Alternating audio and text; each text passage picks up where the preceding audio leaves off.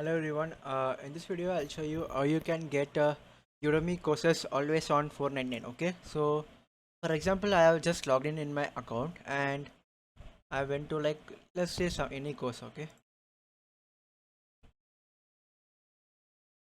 now you can see like the courses are in the normal rate. Okay, and in some time during like an offer, they will be like on 499. Okay, all the courses will be like 499.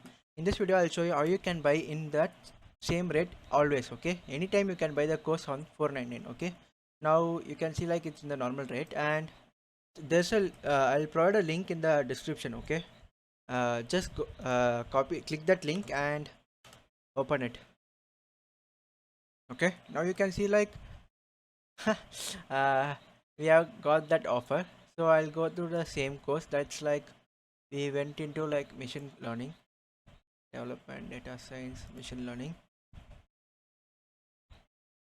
and we got like the courses on 449. I think it works on most of the courses when compared to the normal rate. 3499, 3499, 999, 449, 449, 449. So guys, that's how you will get like any courses anytime at 449. So thanks for watching, and if you found this video helpful, please leave a like and subscribe for more videos.